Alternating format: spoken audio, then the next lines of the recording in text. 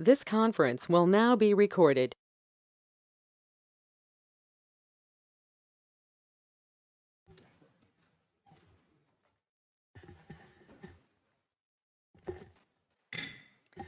Good evening and welcome to the March 15th, 2023 South Whitehall Township Board of Commissioners meeting. I will call this meeting to order. If you would all please rise and join me in the Pledge of Allegiance.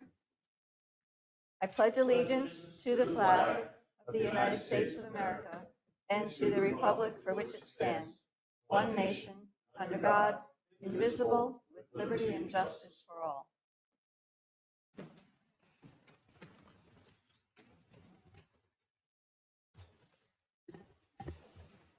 Thank you. I'd like to announce that all public sessions of the South Whitehall Township Board of Commissioners are electronically recorded, filed, and posted to the website for public access. I would also like to note that all commissioners are present this evening except for Commissioner David Kennedy. At this time, I'll ask our Township Manager, Tom Petrucci, to please review our public virtual meeting rules. Thank you. The rules are as follows. Courtesy of the floor for non-agenda items will be at the beginning and end of the agenda. Public comment will be limited to 5 minutes per speaker. For all listed agenda items, the board president will call for courtesy of the floor prior to the Board of Commissioners taking action on that specific agenda item. For in-person attendees, please raise your hand to be recognized, then move to the podium when directed. You will be asked to state your name and address for the record and may then proceed with asking your question. For those participating virtually, please mute your microphone or telephone to avoid any background noise that may cause interference in the meeting. The chat box feature will be active throughout the meeting. If you have a comment or question, please type your full name and address into the chat box. The staff member monitoring GoToMeeting will then unmute your microphone and you will have the opportunity to comment or ask a question. Thank you. Thank you, Tom. I'd also like to announce that the Board of Commissioners did meet in executive session this evening prior to our meeting to discuss legal matters. At this time, I'll go on to agenda item 4, courtesy of the floor. This is opportunity for public comment on any non-agenda items. Is there anyone in the audience or online who'd like to address the board at this time? Yes, sir. If you come up to the microphone and then just please turn on the microphone, the green light will come on, and if you give us your name and address. Oh, there it's on. Excellent. Thank you. Good evening, everyone. My name is Mark Bradbury. I live at 4279 Heather Court in South Whitehall Township. Here tonight just to briefly congratulate the board for finally getting a comprehensive plan that, will finally be done. I think the last one was 2009. Is that correct? And I have one of my clients with me, but I had several other, some of them are dead already, that tried to get things rezoned or changed or modified over the course of the last 9 to 10 years. And we were always told, you have to wait till the comprehensive plan is done. We don't want to make any decisions till the comprehensive plan is done. Unfortunately, that sometimes doesn't make any sense. I took the liberty of looking back at the 2009 land use future access areas, which a lot of people, when the comprehensive plan is done, take it at face value and look at it and say, look, I see opportunities here that the township looks like they're willing to back me up on. There's areas that show growth areas of different types of residential or commercial or different types of uses that are permitted by the MPC in the township. I was surprised when I looked through the new comprehensive plan and noticed that a lot of those had been taken away, done away with completely. And I understand that from conversations with some of your staff that when the rezoning does take place, and I don't know when you're going to do it, but I'm sure there is going to be some areas that are going to be rezoned or possibly amended. And when I say amended, I look at the areas, especially on the future growth map that has the green Jordan Creek area and then the green field, or I'm sorry, not the green field, the natural resources. Those areas normally are offer wetlands, steep slopes, floodplains, et cetera, and they make sense. They're absolutely necessary to keep the health of the township, keep our waterways clean, help sustain healthy growth in the township. However, Mark, could I interrupt you just a moment? I didn't realize all of your comments were going to be regarding the comprehensive plan. Tonight okay. is the public hearing. We will be conducting an actual public hearing and accepting public comment that you would Oh, want after you do your connected with that. presentation, sure. You're welcome to finish I your can comments wait till now, you're done. or when we open up the hearing, if you'd Yeah, like to have that that's included fine. in part I of was our. almost done, but I'll Okay, I'll I wait till think it that might make happens. sense. Okay, sure. Okay, thank you. All right, thank you. Is there anyone else in the audience with any comment on non-agenda items? Is there anyone online? Okay, very good, thank you. Moving on to agenda item 5, our meeting minutes from the March 1st, 2023 Board of Commissioners meeting have been distributed to the board for your review. Are there any comments or questions on the meeting minutes this evening? Okay, hearing and seeing none, do I have a motion to approve? So moved. I'll second. All in favor? Aye. Aye. Any opposed? Motion carries 4-0. There are no ordinances this evening. Moving on to agenda item 7, resolutions. I'm going to pass this portion of the meeting over to Dave Manhart, Director of Community Development, to just give us an overview of the comprehensive plan before. Do we need to open the public hearing? Let me go ahead and open a public hearing, and then I'll turn to you in just a moment, Dave. This public hearing is a bit unusual for those of you that have knowledge about the municipality's planning code or attend public meetings. You probably recognize that most often public hearings associated with an ordinance adoption or consideration for adoption. Resolutions, which are on just about every agenda, almost never have a public hearing. But this is a process mandated by the municipality's planning code. And I would note for the record that the preliminaries that I refer to as advertising, public notice and the like under the MPC have been fulfilled for this public hearing. The purpose of a public hearing is twofold. One is to inform the public. The other is to accept public comment for consideration by the board before the hearing closes, and ultimately for consideration when there are decisions to be made, such as can be made in the board's discretion this evening. So with that having been said, the first component of that is informing the public, and I'll turn that to Mr. Manhart, please. Thank you. So with the comprehensive plan, some of the questions we've gotten a lot, and I kind of want to start with this, is what is a comprehensive plan? And more importantly, what is not a comprehensive plan? So a comprehensive plan, for one, is required by the MPC, as Joe alluded to. It's required for municipalities to have a comprehensive plan. The second thing a comprehensive plan does is it sets the vision for future growth, development, and preservation. It sets a high level policy, and then it also lays the foundation for any regulatory decisions moving forward.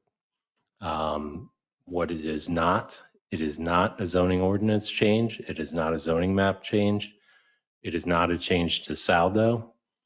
It's not a change to the official map. So what the purpose of the comprehensive plan is, when the legislature goes to make those changes, they reference the comprehensive plan to help inform any of those decisions. So that's why comprehensive plans are typically broader, more of a policy document. So that's an important distinction, and it's been a lot of the questions that we've been fielding as staff throughout this entire process. So I wanted to kind of get that out there first.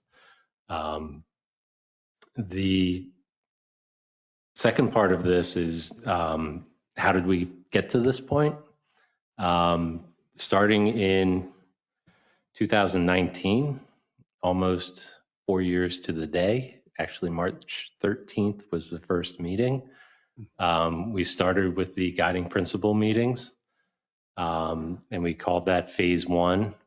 The way we structured the comprehensive plan is we wanted to do big chunk of public engagement up front, to get as much public input as we could up front, and then funnel that down into the comprehensive plan. So there were 3 years of public engagement, deliberate. Phase 1 was the existing conditions and guiding principle meetings that we had at the high school. Phase 2 were the where should we grow exercises that included the maps, getting people to have an idea of where in the township might be appropriate to accommodate growth. Also where they would like to see protected and what they felt needed to be improved. Then COVID hit, so we had to make a pivot there. We prepared an online visual preference survey that was sent out, and we launched that in October of 2020, ran that through till February, got close to, I believe it was 700 responses.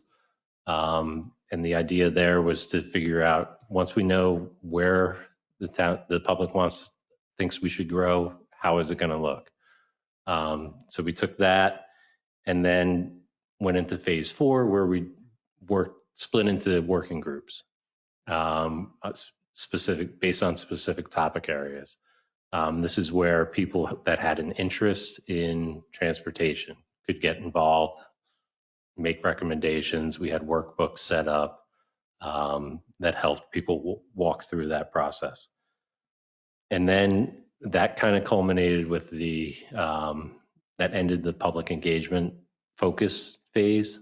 The next phase was the joint comprehensive plan workshops with the BOC and the Planning Commission, where we, as staff, distilled all of that information, hopefully clearly, into goals and objectives and implementation items that we work through on the topic basis. That process took about a year, and here we are. So one of the things that distinguishes, in my opinion, and colleagues and staff, that distinguishes this comprehensive plan is the amount of public engagement. We've had, in addition to updates at regularly scheduled BOC meetings and Planning Commission meetings, we've had 5 standalone public meetings, 16 joint BOC Planning Commission workshops, 15 group workshops, 7 open houses, 4 pop-up events, 2 Planning Commission meetings that were dedicated to the comprehensive plan, and then the online visual preference survey. So there was a lot of public engagement throughout that process. The next thing I wanted to talk about is, where are we going? Some of the things that came up during that public engagement process was having a clear roadmap to move forward with the comprehensive plan. There were a lot of comments early on, how do we know how we did on the 2009 plan? We didn't have that clear implementation items. So this comprehensive plan was very deliberate in laying out implementation items. So that provides, moving forward, the framework and the action plan almost of how we get this thing off the ground, what we can do. And most of those implementations are related around or revolve around detailed plans. So those detailed plans will help any decision makers, the Board of Commissioners, make decisions for regulatory changes. So if there's a change to the official map, a change to zoning, a change to saldo, those detailed plans in conjunction with the comprehensive plan are designed and deliberately prepared to give information so that the board can make educated decisions moving forward. In addition to establishing processes if we need to do that for implementation. So that was another distinguishing aspect of this comprehensive plan.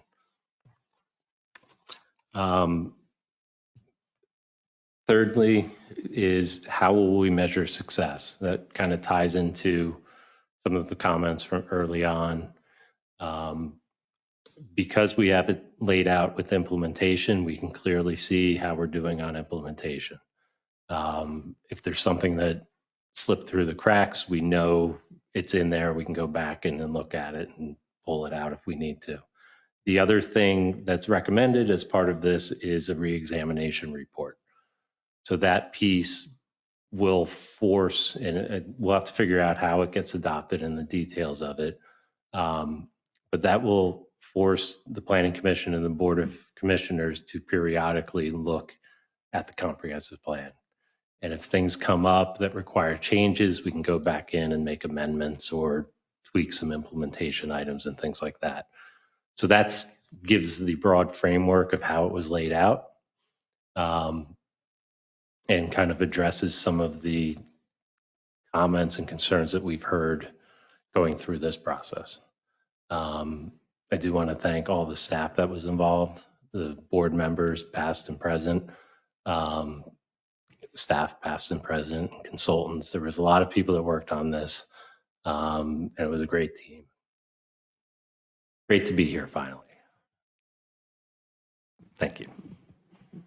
Thank you, Dave. Does the board have any questions of Mr. Manhart? No questions.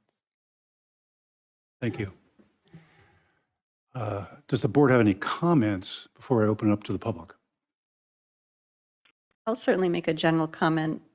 Dave, thank you for delineating the amount of work, man hours that staff and board, both this board and planning, have dedicated to this. But more importantly, I want to thank you and all of the team that has been involved for the outreach to the community. I think that was something that we heard over and over again, that the community did not feel like they had a voice. And you provided, you and the team, multiple options for the public to participate, whether in person, online, a survey, an open house. So I want to thank you for bringing the community together, and the product that has come out of this is excellent, and I look forward to the next steps. And just to follow up on that, is the implementation is, again, we're going to be reaching out to public during that implementation phase as well. So I kind of see that public involvement kind of died down during the workshops because we were going through a lot of it. But now with implementation, I see us ramping it back up. I do have one comment as well. I wanted to thank you and all the staff. This has been a really long journey, and it's really a great plan. It's a happy day. And I want to also commend you in the built-in reexaminations and the implementation, because what good is it if we do it, we spend all the work on it and we do it and we put it on the shelf and we don't come back and revisit it. So I'm really happy that that was done. I thank you very much. I'll just have two brief comments. First, Dave, thank you for your leadership, and to the entire team. It's a great product that you have assembled here for us. So I'm very appreciative of that. And my second comment is just to the entire board. Assuming that we adopt the comp plan at the conclusion of this hearing, for us, it's really not, it's the end of one process, but it's the beginning of another. And now that all the consultants and the planning commission and staff and our board and previous boards included have kind of left their mark on the comp plan, it's on us to make sure that it's implemented. The 2009 comp plan, if you go back and read it, calls for a lot of the same changes that are in this comp plan. And it makes the argument as to why we should zone certain areas certain ways, what programs we should look at for the long-term health of our community. But the difference is, subsequent boards after the 2009 comp plan didn't have the structure to implement it and chose not to implement certain provisions. So it's great that we have this comprehensive plan before us, but it's on us to provide the direction and make sure that we're implementing the provisions in a timely manner. So I think that will have just as much of an impact on our community as the long, community-centered development of the comp plan. So I would just ask the board to keep that in mind as we move through the next phase of this long project in the best interest of our community. Thank you, commissioners. And I would just observe, since everyone who spoke, each commissioner and Mr. Manhart, have talked about the implementation, just so the public in the audience is aware, a comprehensive plan really is a document that, as Dave said, is visionary. By itself, it really has no teeth or no enforceability. It's the implementation created by the vision of the comp plan that really is where the rubber meets the road. That said, I'll now open up to the public, and I think it's appropriate, since Mr. Bradbury was already speaking, if he has an opportunity to finish his comments. And I would just, as a matter of record, note that because this is a public meeting, we're now into the public hearing component of it, and because the township does record its meetings, that what you've said already, Mark, will incorporate into the public hearing. Good, that gives me a couple extra minutes. Actually,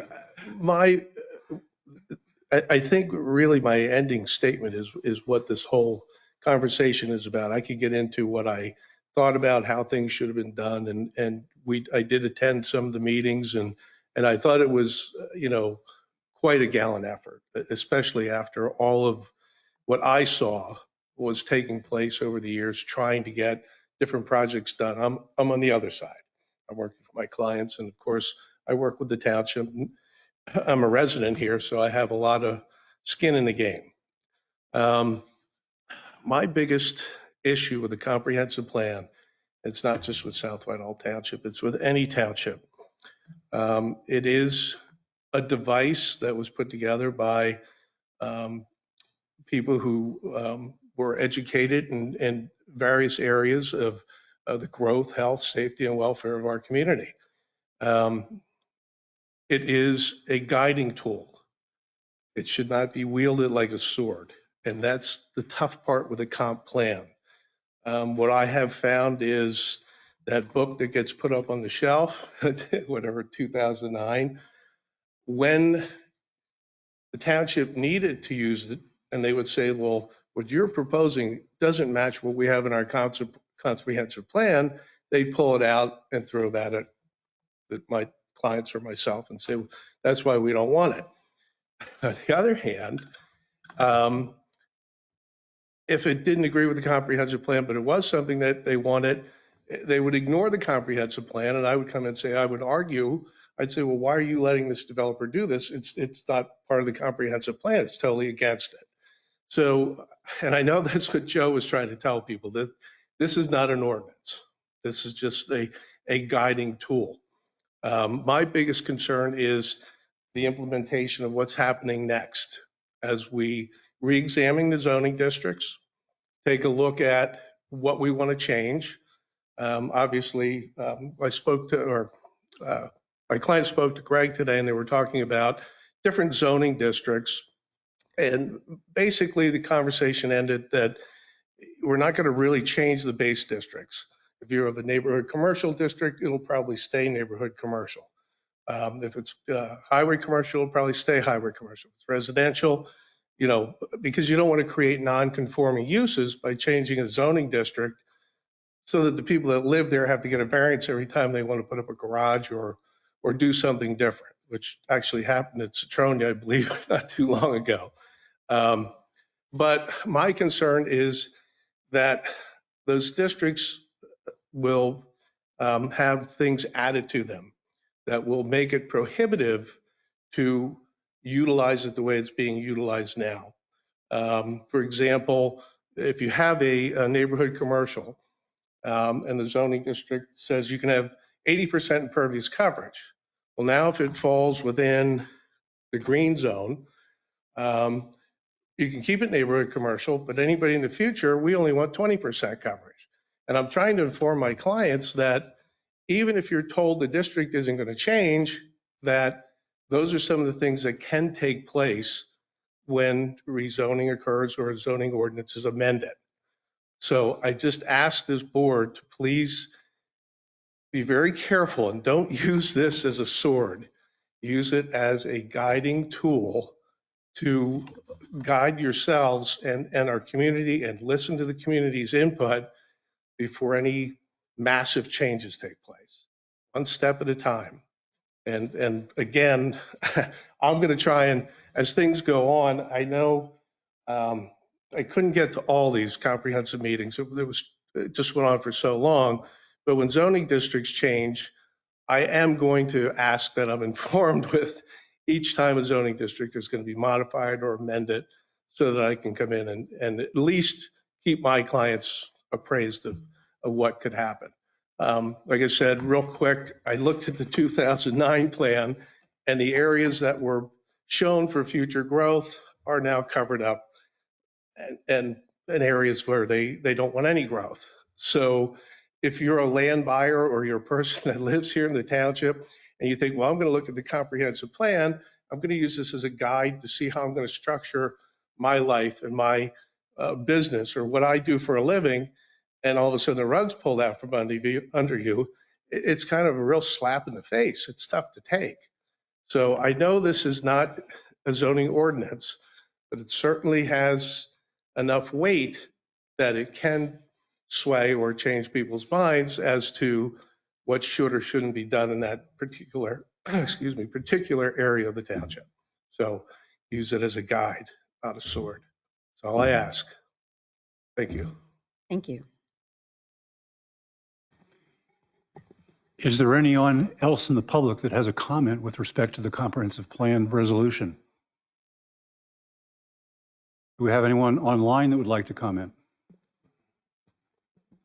There's 3 participants. I'm not seeing any comments or any hands raised.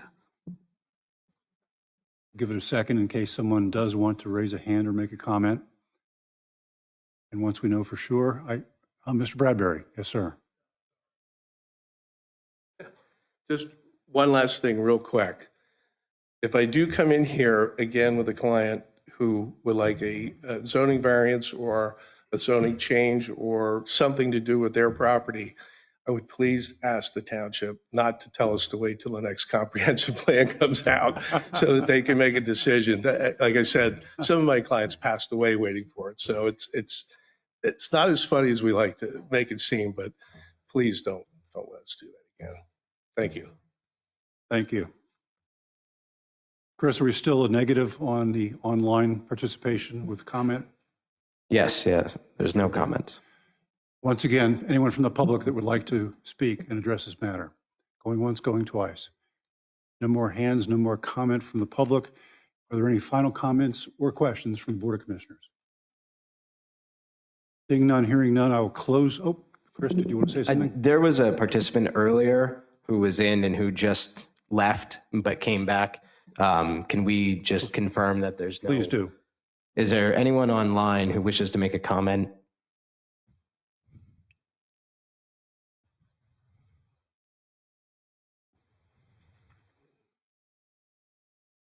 None. Any final comments or questions from any member of the Board of Commissioners? Seeing none and having no public comment to add to what's been said already, I'll close this public hearing. Then I'll turn it back to our board president. If you wish to proceed with entertaining a motion to adopt the resolution, that'd be within your rights to do so. Thank you very much, Attorney Zader. At this time, do I have a motion to adopt the plan entitled the 2023 South Whitehall Township Comprehensive Plan? So moved. I'll second. All in favor? Aye. Aye. Any opposed? Motion carries 4-0. Thank you. And thank you again to staff. Thank you, Mr. Bradbury, for your comments as well. Thank you. Congratulations to the staff. Thank you. I have champagne in the car for that. Meaning adjourned. We'll have a little tailgate. You've earned it. Moving along on our agenda, we have Resolution B, a resolution of the Board of Commissioners of South Whitehall Township authorizing the township manager to execute an agreement with Aqua Pennsylvania Incorporated, providing for a cost-sharing arrangement for road restoration work to occur in South Whitehall Township. And I will turn this over to our township manager, Tom Petrucci. Thank you, Commissioner Kelly. If the board is okay with this approach, I'd like to review 7B and 7C, both resolutions collectively, and ask for separate action on each. That makes sense, sir. Okay, thank you.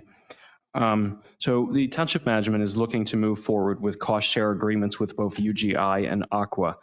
The cost share agreement with UGI is work they would conduct on the township on various roads, including Huckleberry Road, 21st Street, 24th Street, Belmont, and North 25th Street, portions thereof. The agreement would be for $99,960. The agreement with Aqua is for a water main replacement project to take place at Country Club Gardens, and that agreement would be for $82,320. The overall concept of these agreements is that in lieu of Aqua or UGI conducting pavement restoration work, the township local forces would actually conduct both milling and asphalt resurfacing. And essentially, Aqua and UGI would be paying the township for the materials to conduct that work, and the township would take on the milling as part of its overall milling bid to ensure that the work is completed in accordance with township specifications. So these agreements are possible due to the requirements of Chapter 30426, which is work in street right-of-way or township easements. Section J, which specifies when full width paving restoration is work is required by the township's street excavation ordinance. I'd like to thank Herb Bender, Director of Operations, for making the contacts with UGI and Aqua. We view this as part of a two-tier process in which the aforementioned ordinance was first adopted in 2019. This is the second part of the process whereby we work with the utility providers to ensure that the township is getting full width paving restoration to meet its needs, and also to ensure that the infrastructure of the township is replaced on an ongoing basis as well by the utility providers. So it's a win-win for the township that as we view it. Any questions? Questions from the board? I have a comment, which can be taken as a question. So as I understand the explanation, Tom, actually this is a win for the ratepayers of both Aqua and UGI. Is that correct? Yes, it's a win-win for the utility providers as well as the township. So we actually can, it costs them a little bit less, and then whereby we're actually we're receiving the money to conduct the work at the same time. Yeah, very nice. Yeah, the other thing we have to remember is in the ordinance for the paving requirements, where Aqua is putting the water main and UGI, they would only be required to do a half mill and overlay. So now we will be getting full width mill and overlay on these roads. And it includes both the scratch and wearing courses. Yes. So Herb, in taking this on, which I think is very nice, are we subtracting from the schedule that you had planned for the rest of the year on other roads?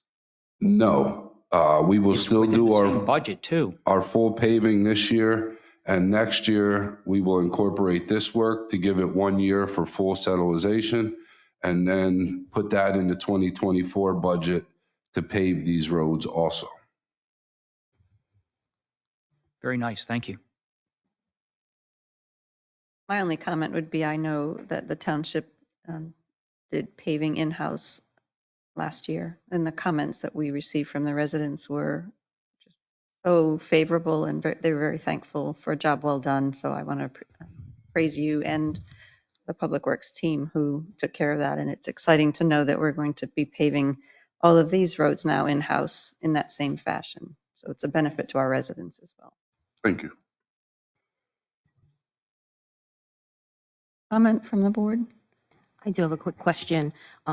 When this job is going to be started, residents will have adequate notification, right?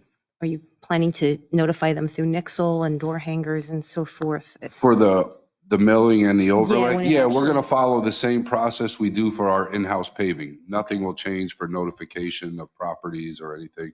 We will post the streets, we put door hangers out, we notify 72 hours in advance when we're coming, sometimes even more, but yes, they will be notified. Okay, all right, great. And I also wanted to thank you for being so specific with the areas you put the streets, and it gave me a very clear, concise idea of where this was going to happen. So I appreciate that. Thank you. Any other board comment at this time? Any public comment? Anybody online? Okay, hearing and seeing none. We'll have to take these one at a time. Do I have a motion to proceed with a resolution B, providing for the authorization of the township manager to execute an agreement with Aqua Pennsylvania Incorporated for a cost-sharing arrangement for road restoration work to occur in South Whitehall Township? So moved. Second. Motion and a second. All in favor? Aye. Aye. Any opposed? Motion carries 4-0. Moving on to Resolution 7C, we have a resolution of the Board of Commissioners of South Whitehall Township authorizing the township manager to execute an agreement with UGI Utilities Incorporated, providing for a cost-sharing arrangement for road restoration work to occur in South Whitehall Township. Do I have a motion to approve said resolution? So moved. Second, all in favor? Aye. Aye. Any opposed? Motion carries 4-0. Thank you. Moving on to agenda item 7D. We have a resolution of the Board of Commissioners of South Whitehall Township, Lehigh County, Pennsylvania, authorizing the township manager to execute a utility relocation, occupancy, and cost-sharing agreement with the Pennsylvania Turnpike Commission. And I'll ask our township manager to present. Thank you. As part of the Tillman Street Bridge Utility Relocation Project, the township must remove and relocate the sanitary sewer main line located on the Tillman Street Bridge, which is SR 1002, and it's located over the Pennsylvania Turnpike Northeast Extension. The Turnpike's commission is offering to reimburse the township 50% of the costs associated with the work, minus any betterments and charges for interest on construction money as laid out in the agreement. The utility relocation, occupancy, and cost-sharing agreement is enclosed for reference. The resolution authorizes the township manager to execute the agreement on behalf of the township. And the agreement that you see is pretty much their standard template boilerplate agreement with the Turnpike Commission. Thank you, Tom. Are there any board comments or questions on this resolution? Any from the public? Hearing and seeing none, do I have a motion to approve said resolution? I'll make that motion. Is there a second? Second. We have a motion and a second. All in favor? Aye. Aye. Any opposed? Motion carries 4-0. Moving on to agenda item E, we have a resolution for a 2023 DCNR Community Conservation Partnership Program grant application. I'll turn it over to Tom. Thank you. So in talking with internally with township staff, including Christopher Stroller, long-range planner, we are recommending that the township apply for a $200,000 matching grant to supplement the township's $1 million transportation alternative set-aside TASA grant to construct segments 41 to 45 of the Jordan Creek Greenway, which is from Lap Road to Weir Mill Road in Cover Bridge Park. The reason that we are asking to supplement the original $1 million funding is that the costs of what the final bid will be for this project, once the TASA grant is actually advertised in the ECMS system as per PennDOT requirements, the final cost is somewhat unknown. So while we do have a estimate at this time, we're kind of not operating in terms of hard numbers at this point because we don't have the hard numbers back. So that goes for both the final construction costs as well as the inspection costs. So roughly, you have your $1 million project, and then you have approximately 12% of inspection costs as well, which is $120,000. So there's always a potential that the project will come in under bid, but that's highly unlikely in today's environment. So we're trying to supplement the funding with a $200,000 DCNR C2P2 grant, which is the Community Conservation Partnership Program. So essentially, we would be using the TASA money to match the DCNR grant, so there wouldn't be an additional amount of financial output. However, I want to be clear in this, and we'll also get into this with agenda item 7G, that this is a reimbursement grant for the TASA grant, so that we'll have to put out the money, ensure that money is provided for in the 2024 budget, and then seek reimbursement through the state. So we're trying to ensure that we are in the best case scenario, that we have more than enough funding to account for the entire project. Thank you, Tom. Are there any board questions on this agenda item? Commissioner Osborne? Thank you, Commissioner Kelly. Tom, let me not assume I know the answer. So how was the amount of $200,000 arrived at as far as for the grant application? That's a great question. So basically, because the inspection costs are estimated to be around $150,000, we kind of use that as the benchmark. There was a little bit of some guesstimation going on. It's not a hard, fast number, but it's basically where we felt comfortable that we wouldn't be asking for too much money, where we could still justify, trying to supplement the overall costs of the TASA grant if everything becomes maxed out in terms of construction and the inspection. If I may add, Yes, please. just so we are working through the design and engineering process now. We are at 90% engineered, so we do have fairly good cost estimates as of today. But knowing the market materials cost and the unforeseen ability to get a contractor to come in at our estimated budget, as of today, we're looking at roughly around $1 million for construction alone. Taking into the fact that, as Tom mentioned, we need to look at inspection services. These are things that we would budget for at the end of this year for our 2024 budget. So really the purpose of this grant is just to be proactive. If we are looking at that same construction cost plus the construction inspection services that would be required for this project, these are things we would have to budget for regardless. So the idea of getting the grant funding, applying for the grant funding now, is we'll know if that's coming out of the township budget or if we can supplement that cost in 2024. But again, it's by probably October is when we'll have the project out to bid, and we'll look at what the actual estimates will come in from potential contractors. Okay, thank you. Yeah, they're looking to actually let the project by October. So they'll open the bids by October. So we'll have all those numbers available. Any other board comments or questions? Anything from the public?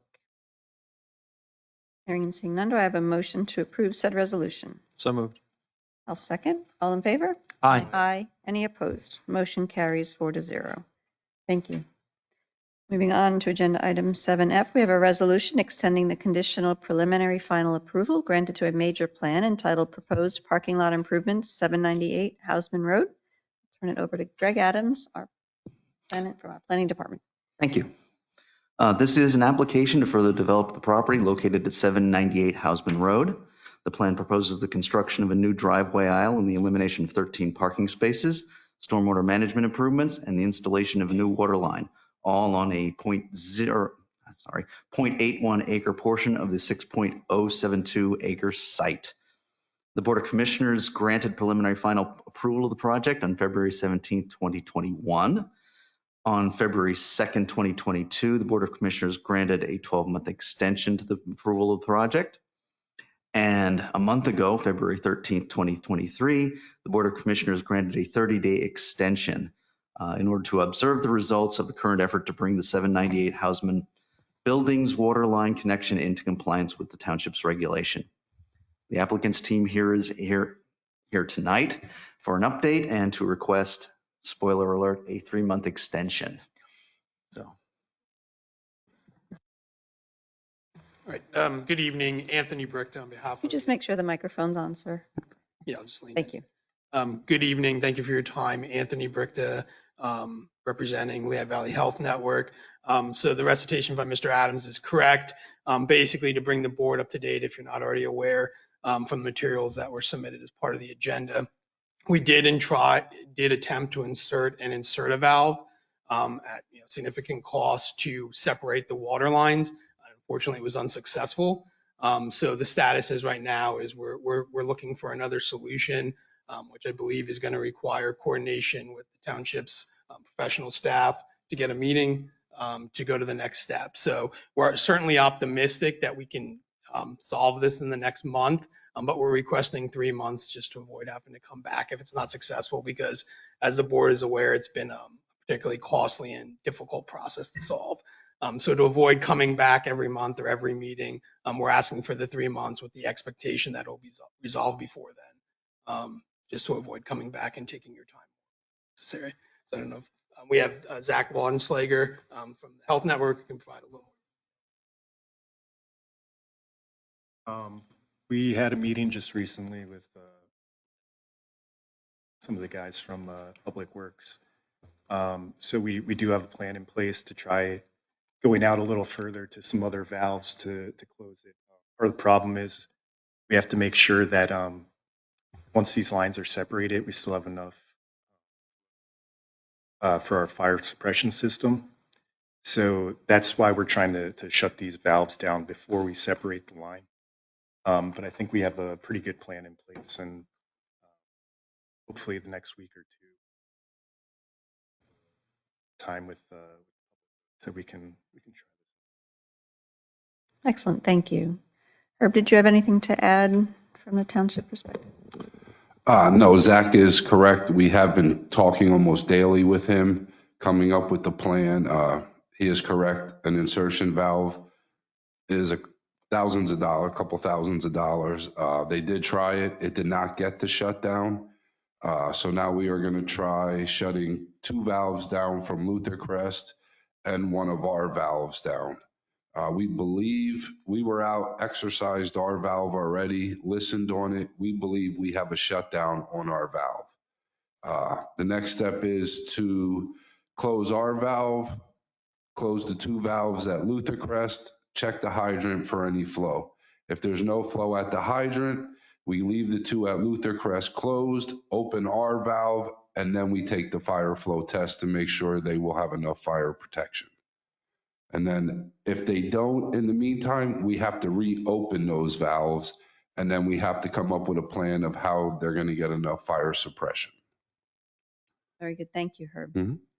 I'll open up to the board if there's any questions. Commissioner Yeah, Osborne? thank you, Commissioner Kelly. Just my curiosity, you mentioned that you were unsuccessful in the attempt that you actually told us, about a month ago that you were going to give it a shot. Is the problem that the isolation valves that you needed to hold to execute this project are not holding, or what is the engineering issue? Yeah, the valves that are in place aren't holding. So you can't isolate it. We can't isolate it. Yeah, and the new plan we came up with is going to actually shut the water down to the whole building. So we're just trying. That's what's taking time too, is just trying to coordinate this. What's going to be the fate of the valves that are not holding?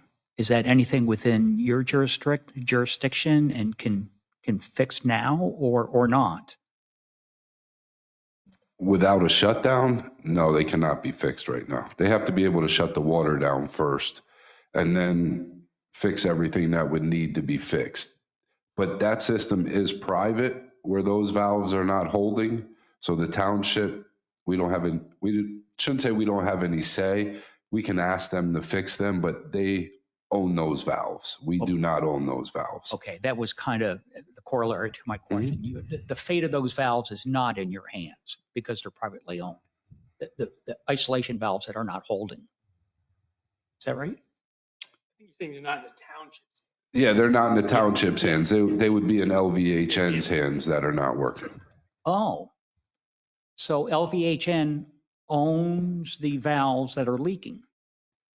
That are not closing all the way, I believe, yes. Yes. Okay, so let me go back to my original question. What's the fate of those valves that you can fix or replace? Is that of importance at all in this topic? I mean, yeah, we would like to get them replaced. We just have to make sure that. There's one step further you can go where their valves don't close. Yes. We hold a master valve outside of their area that we can close to close the water off if And had that to. has to work, our valve has to work, or Yes. else we need to go back and. Correct. Yeah, okay. Maybe it was a convoluted way of getting to it, but that was my question. The valves that won't close fully, you intend to replace them as long as you can get a clean shut off upstream of them. Yeah, that would be the final plan. And that can all be accomplished in the next 3 months? Possibly? Well, the thing that we're talking about right now is just getting the separation. Right. That's the biggest thing, that they get off of the Luther Crest lines. So that's what we're trying to accomplish first. Yeah. Once that is done, they have complied with the township regulations then. So then for them to repair the valves would be on them to repair their valves. And once those lines are separated, some of those valves are irrelevant at that. Correct. I can picture that. Okay, thank you. Thanks for indulging me. Any other comment from the board? Hasn't been an easy road for you, and I wish you the best. I really do. Good luck. Any public comment on this resolution? Hearing and seeing none, do I have a motion to approve said resolution? So moved. Second. Motion and the second, all in favor? Aye. Aye. Any opposed? Motion carries 4-0. Thank you, gentlemen.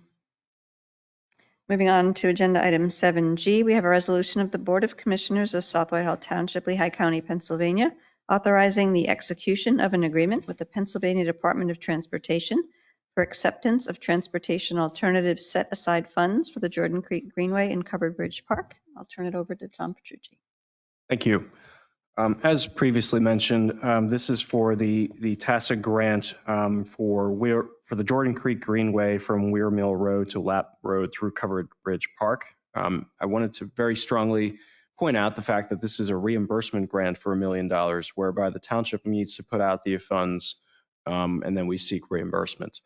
So basically, the township has been diligently working with its consultant, Michael Baker International, to go through the various administrative requirements with respect to environmental clearances, utility clearances, ownership, title clearances, in order to let this project through PennDOT's ECMS system. So the project manager, who's Christy Barry from McCormick Taylor, has given the green light for the township to sign the reimbursement agreement to allow the next steps in the project to commence, which would be the bidding of the project by August, with the opening in October. Basically, from the date of the execution of the agreement, the township has 5 years to complete the work. We hope to be well before that completion date. As previously noted, the bulk of the work will be completed in 2024. So basically, we're confident that we are moving in the right direction with respect to all the aforementioned clearances.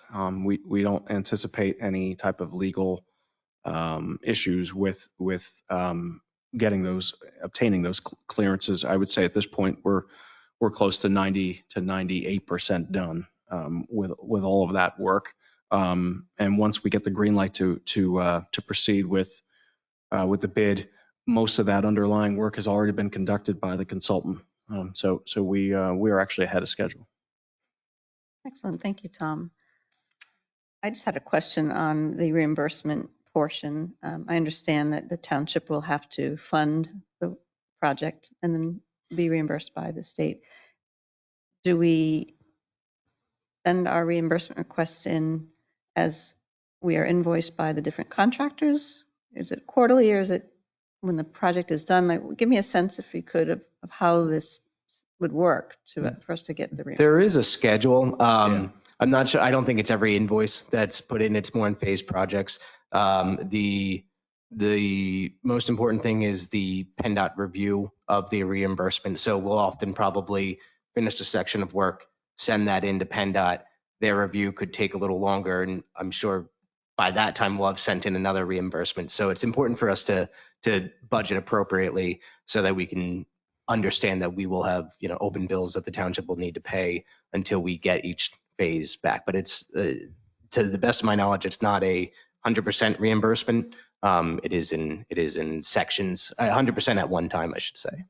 Yeah, looking back at the last TASA grant we had, I'd have to say it's closer to more like a quarterly reimbursement to give you a time frame. It wasn't like an actual hard deadline, but it seemed to me like we were getting payments at least on a quarterly basis. And was the last TASA grant for the first segment of the Greenway? It was about $567,000, and we did successfully complete that grant. And we did confirm we received all of the funding that we were supposed to. So the townships, we at least have the administrative background, even though it might have been different people working on it. But we do have the background of already having gone through this process. Thank you very much. Any other comments or questions from the board? Any from the public? Hearing and seeing none, do I have a motion to proceed with said resolution? So moved. Or a motion? So moved. Motion second. All in favor? Aye. Aye. Any opposed? Motion carries 4-0. Thank you. Moving on to agenda, we're going to skip down to motions. Go to motion 8A. And I'm going to call on Captain Brown to assist with a motion to proceed with the adoption of the entire civil service eligibility list for patrol officer in the South Whitehall Township Police Department. Yes, good evening, Commissioners. The Police Department has conducted civil service testing for entry-level patrol officer via the Lehigh County Chiefs Association Consortium test. All aspects of the testing process have been completed to include a physical assessment, written examination, and oral examination. The Civil Service Commission has certified the eligibility list on Wednesday, March 8th, 2023. There is no expense to this testing process. I'm requesting the Board of Commissioners make a motion to adopt the newly certified civil service list for entry-level patrol officer. Thank you, Captain Brown. Are there any questions or comments from the board? Anything from the public? Hearing and seeing none, we have a motion to approve said motion. So moved. I'll second. All in favor? Aye. Aye. Any opposed? Motion carries 4-0. Thank you. I'm going to go back up then to resolutions, agenda item 7H. We have a resolution extending conditional offers of employment for the entry-level position of patrol officer in the Township's Police Department to candidates number 63323, number 80846, and number 66117, conditioned upon the individuals satisfactorily completing medical and psychological examinations to confirm their fitness for duty. And I'll again turn this over to Captain Brown. Yes, the police department is in the hiring process for vacant entry-level patrol officers. We have 3 positions open via civil service guidelines and need the Board of Commissioners to extend the conditional offer of employment to the next eligible candidates on the civil service list. Thank you, Captain Brown. Is there any board comment or questions on this agenda item? Any from the public? Hearing and seeing none, do I have a motion to approve said motion? I'll make that motion. Is there a second? Second. Motion and a second on the floor. All in favor? Aye. Aye. Any opposed? Motion carries 4-0. Thank you, Captain Brown. Jumping back down to motions, we're at motion 8B. We have a motion to approve no trespassing markings signage at Davis Smith Open Space Property at 1036 Springhouse Road. And I'll ask Tom Petrucci to present. Thank you. So basically, recently the township received an inquiry as to whether a resident could basically traverse the Davis Smith open space property. And the answer has to be no, because the Davis Smith open space property is currently set up as an active farm. It's really not a township park or a place of a public gathering location. So generally, as property owners, the township is required to maintain the Davis Smith open space property in a relatively safe condition so that people who come onto the property do not suffer an injury. The degree of liability would depend on the legal status of the visitor, the condition of the property, and the actions of both the owner and the visitor, or if the person is injured as a trespasser or a child, or whether both the owner and the visitor are at fault for an injury. In this case, the township is not permitting public access, so visitors to the property are considered trespassers. I know it sounds like a negative connotation word, but that's what they would be considered. In other words, you're entering the property without any right to do so. So there's no implied promise that the property is considered safe. As it is likely that people could enter the property, then the township has a duty to give reasonable warning to prevent injury. Under Title 18, the State Crimes Code, it gives landowners the option of using purple paint rather than signs to post their properties as prescribed by law. and alert others that lands are private and trespassing is not permitted. This law went into effect in 2020. In talking over this with township staff, the recommendation is to use a combination of purple paint as well as signage indicating that the property is an active farm, and that's the reason why it is being posted as a no trespassing location. And the idea would be to post the more direct signage at areas where there's easy access to the property. And other locations, we would use the purple paint, primarily along the split rail fence and trees that are on the property. And the purple lines must be 8 inches long and 1 inch wide, and the bottom of the mark must be no less than 3 feet or more than 5 feet from the ground, and painted marks are not more than 100 feet apart. With that, I would seek to allow us to go forward with that plan. Thank you, Tom. Thank you for bringing this to the board's attention and for seeking out a solution to a resident's question on this property. I had personally never heard of the purple law, and I appreciate that you're going to use a combination of both signs and the purple paint for those who may not be aware. So I'll open it up to any other questions from the board. I do have a question, a comment, I guess. I'm glad too that you're using both. Oh, it is a question. Will this maybe be advertised on the website so people know this is what it is? Because honestly, before tonight's meeting, I didn't know what the purple paint law was either. Yeah, So we I can. learned something. Yeah, we can certainly do that. Even using the diagram that we had in the packet, which I think is very informative and very clear and concise. Thank you. I just have one question. I know you mentioned this came from a resident question, but have we had a problem with trespassers on this property? I don't know if we're necessarily monitoring that, but has there been a lot of foot traffic onto the property since the township acquired it? No, not to my knowledge. And we're just trying to be proactive. But the resident in question did ask if they're not allowed to be at the property, why is it not posted as such? Which I thought was a valid question. You can come to the microphone, please.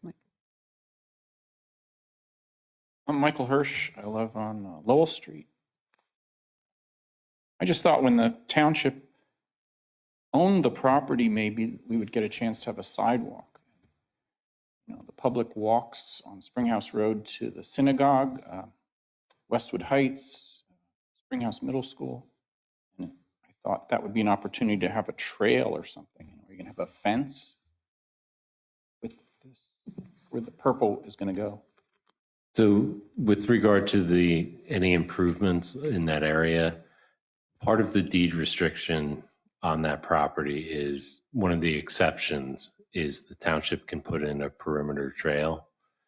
And since that perimeter trail is not in place, it's not safe. So, and it's active agriculture. So who knows, what it's really out there. So that's why we're doing that now. With regard to sidewalks, that area has come up in conversations as part of our newly adopted comprehensive plan. So it's definitely an area that's on our radar. And one of the implementation items is an active transportation plan. So that talks about bicycling and pedestrians and making connections and corridors and areas that connect, in this case, a potential recreation area to a school and neighborhoods.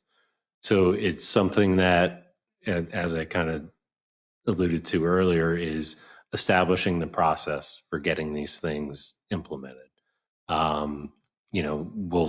We'll make these recommendations, and then eventually they get to capital improvements, and we can start looking for grants to do things like that. Need a sidewalk advocate. I'm your person. I'm there too. Thank you for your question. Is there any other public comment on this motion? Any from the public online? None online. Nothing.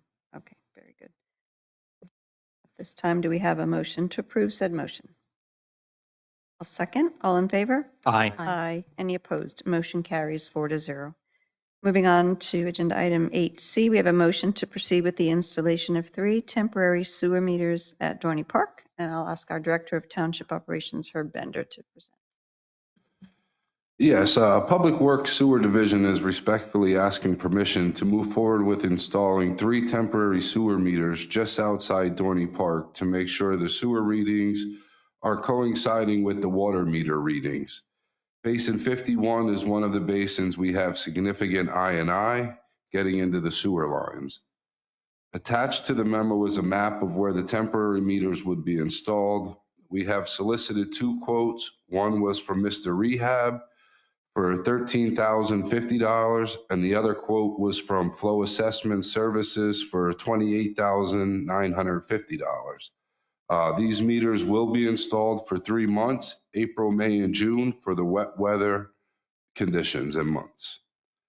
The action we're requesting is approving a motion to proceed with installing 3 temporary sewer meters. And this money will be taken out of the EPA sanitary sewer repairs capital, which was budgeted for $285,000. The reason we will be fine to cover this $13,050 is we have done most of our work in the presidential area that was supposed to be outsourced to a contractor. We have done it all in-house, so we have saved significant amount of money doing that already. And with talking to Dorney Park, they are in agreement to pay for 50% of these meters also.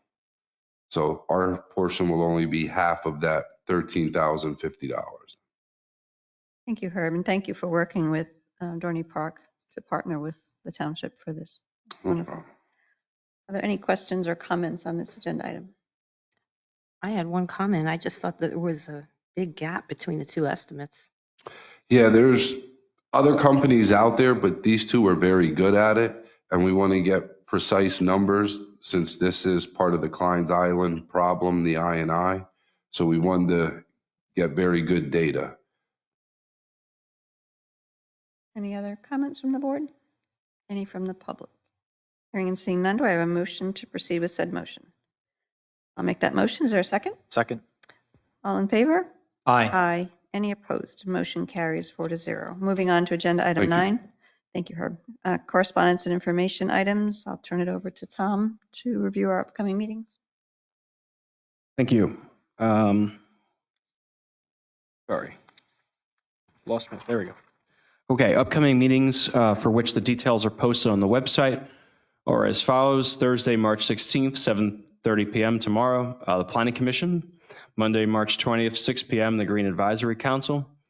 Tuesday, March 21st, 6 p.m., Crime Watch meeting. And Wednesday, March 22nd, 7 p.m., Zoning Hearing Board. All meetings will be held here at the Township. Excellent, thank you. Moving on to agenda item 10, direction and discussion. Agenda item A, we have the resignation of a planning commission member effective early June of 2023. And Tom, if you'd present. Thank you. Yes, so we have received one notice that a Township Planning Commission member is going to be moving out of the Township effective in the beginning of June.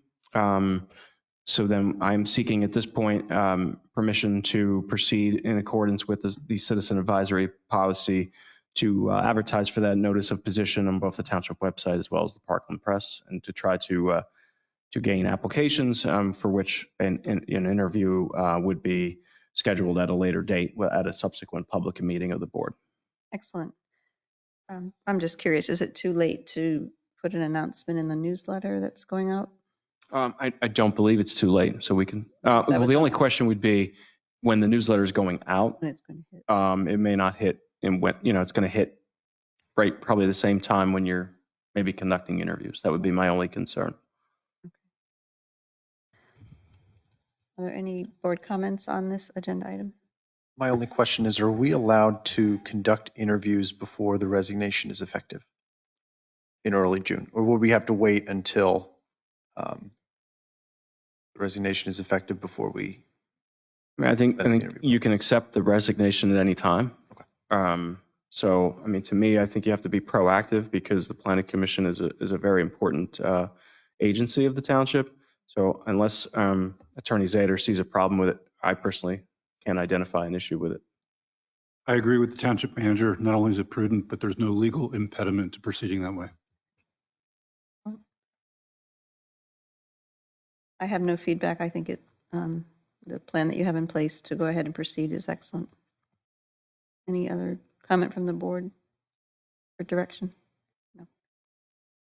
Okay, moving on to agenda item 10B, Ridge Farms Phase 1 Signalized Intersection Plans, Cedar Crest Boulevard and Walbert Avenue, confirmation of powder-coated black color for mast arms, poles, and all other components. I'll ask our township manager to present. Thank you.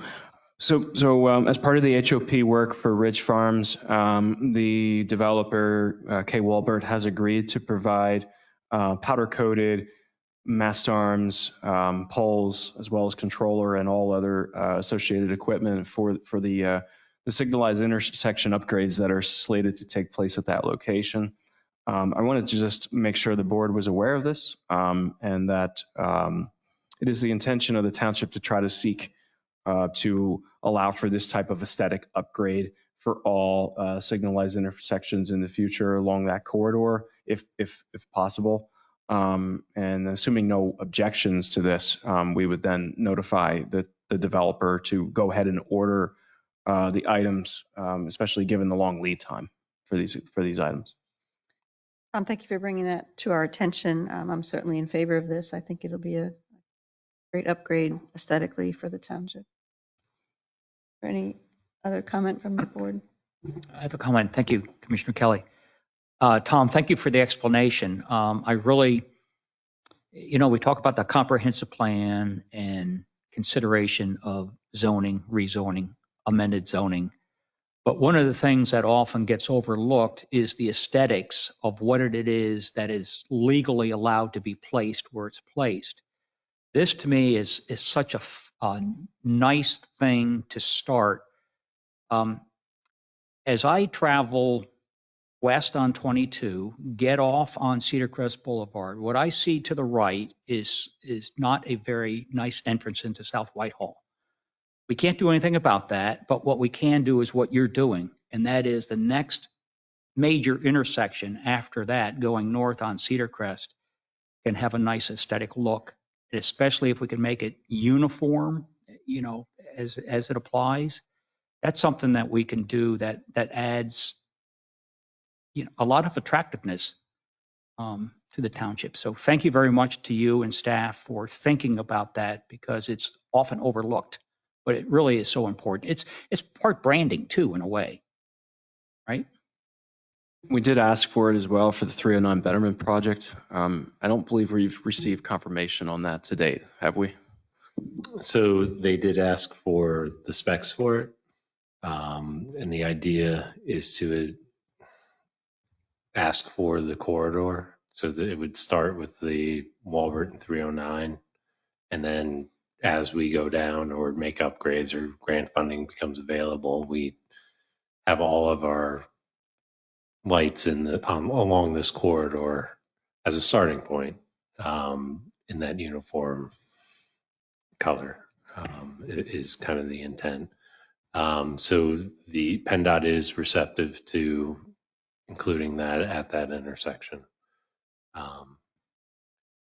We'll see how that goes, but as of right now, they are receptive to it. Excuse me. I think, and I talked not only with Dave and I think Tom and Herb too. I think that we've asked for it and Ridge Farm said okay, which was great. It's a benefit to the township. But I think that if the township or the board chooses to, we can implement this by adding it to our standard construction document. So instead of it being an ask and either someone saying no or we don't want to, we could almost make it a standard. So I think that probably with staff's help, developing either a plan of this is a corridor we want from here to here or from here to here, and we want to do this one too, or we want to do all of them in the township. However it comes out, we could add that to the construction specifications, and then it gets adopted, and then it's, I don't want to say instant, but almost instant from that point forward that the developers it's a requirement rather than an ask. So I think that thought behind the board. If you see corridors or think of corridors, that would be a great way to start the process. Thank you for adding that, Tony. I appreciate that comment, and I would certainly be in agreement to looking into that as a standard. We're actually in the process of working with Tony's office to update the mini specifications for the construction standards. So that will be a future agenda item in the near future. Excellent. And one of the things that's talked about in the newly adopted comp plan was the looking at corridors and, identifying areas that are appropriate for enhanced streetscape, light poles, and benches and all that. So that's incorporated in that plan. Very exciting. Thank So you. that's coming in the implementation. Excellent. Of the newly adopted plan.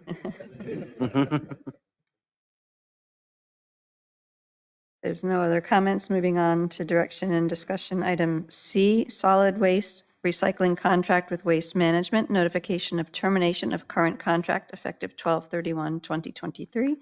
And Tom Petrucci, if you'd please present. Thank you. So no official action is requested from the board this evening, but I did want to update you that pursuant to the legal contract between the Township and Waste Management has provided a certified letter that they will not be extending the Township's current solid waste and recycling contract beyond the end of 2023. The reasons that were cited included external and economic factors. So the township will have to proceed with a new bid so that we are ensuring that as of 1/1/2024 that we have a contract in place.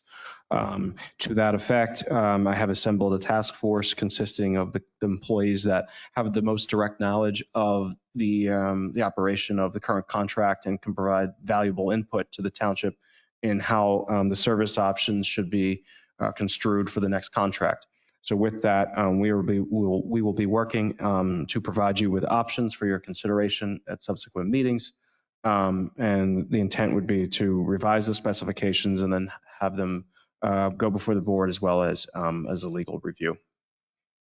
Excellent, Tom. Thank you. Thank you for bringing that to our attention. And we certainly do look forward to future information as you and the task force move forward with this. Is there any other board comment on this agenda item? Okay, moving on to direction and discussion. Item D, Ridge Farms, K Builders, Walworth Avenue, and Cedar Crest Boulevard, HOP Improvement Project, Noise Ordinance, Overnight Construction Operations Request. Tom, I will ask you to present on this as well. Thank you. So for the Ridge Farm Phase 1 project, the HOP has been approved. The first phase of the work includes stormwater piping to run across Walworth Avenue at 4 locations at Walworth Avenue and Cedar Crest Boulevard. Due to the anticipated traffic congestion for these pipe crossing installations, Ridge Farm is requesting to mitigate traffic delays by working overnight, primarily. The time period of working would be limited to 9 p.m. to 12 a.m. and 4 a.m. to 7 a.m. So there will be some type of use of hydraulic hammers, saw cutting of the roadway, as well as general excavation type of equipment in use. However, as part of that, there's also a plan in place whereby dump trucks would not be permitted to swing the tailgates and assist in dumping material from their bed or chassis, which can be very, as if you've heard it, very disturbing sounds. Basically, tamping machines would be used solely for compaction of materials. They're trying to minimize the disturbance as much as they can. Herb Bender and I did look at the HOP itself.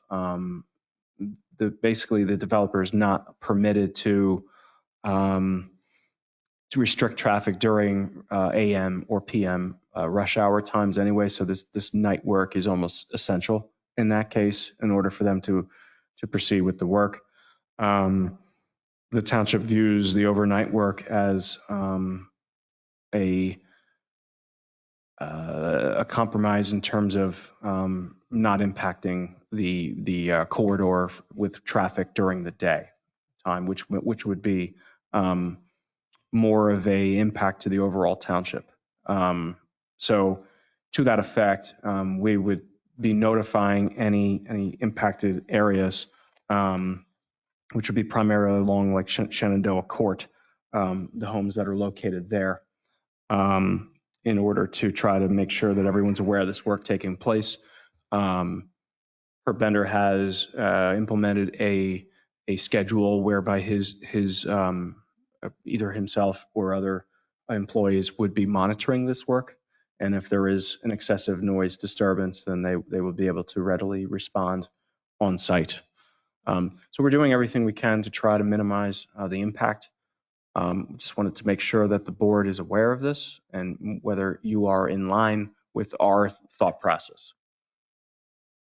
Thank you, Tom. I appreciate you and Herb and all the staff involved that you're doing everything that you can to alert our citizens and to have, their safety and their livelihoods and time at home protected as much as we can as a township. So thank you for having them first and foremost as we look at this. And growth is always a little bit painful, and it's going to be a little bit difficult when they're doing that road work, but we know that it needs to be done. So I appreciate all the work and the outreach to the residents through Nixle and other methods so that everyone's aware. Anyone else have any comments? Thank you. Thank you. Moving on to agenda item 10E, Transportation Needs Assessment for Inclusion on Transportation Improvement Plan, Lehigh Valley Planning Commission, Lehigh Valley Transportation Study. Will you take this one as well? Yeah, I'll provide an overview, and then if there's any more specific questions, I will turn it over to Dave Manhart. But the township did receive notification that the Lehigh Valley Planning Commission has begun their transportation needs assessment. So what that is basically, it's a series of meetings that will help shape the next long-range transportation plan. So transportation planning typically covers a period of about 25 years. The current document is entitled Future LV. So it's actually available on the Lehigh Valley Planning Commission website. But essentially the plan is divided into short range, mid range, and long range elements, including the transportation improvements plan. So those projects are those that are likely to begin during a 4-year period. Mid-range projects are comprised of projects that have not started during the 4-year period of the transportation improvement plan, and they're slated to begin in 2023, 2030. And long-range projects are candidate projects to be programmed in future years 2031 to 2045.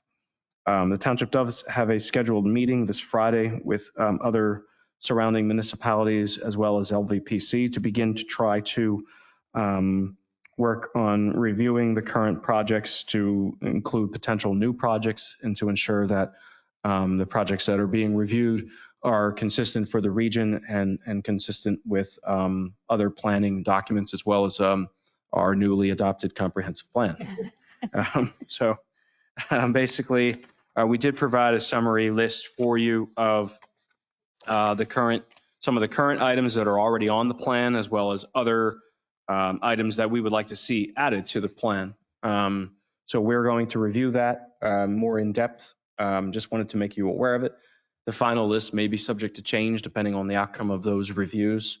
But we want to make sure that we are being proactive. We're staying on top of this process so that we can make sure South Whitehall Township is represented in the planning documents for transportation. Excellent, Tom. Thank you very much for that information and for keeping us informed. Are there any board comments or questions?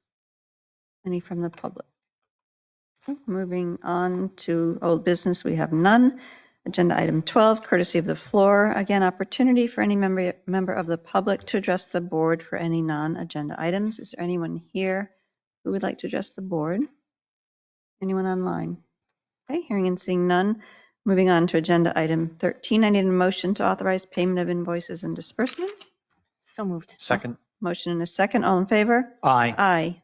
Any opposed? Motion carries 4-0. We have no executive session scheduled this evening. I need a motion to adjourn. Commissioner Kelly, before we have the motion, may I make a comment, please? Of course. You've always run a very efficient meeting. and it seems longer than it's been, but it looks like we're done in 25 minutes. So congratulations. That is a miracle I have performed. Thank you, Commissioner Osborne. I need a motion to adjourn. So moved. Second. All in favor? Aye. Aye. Motion carries. Have a good evening, everyone. Thank you.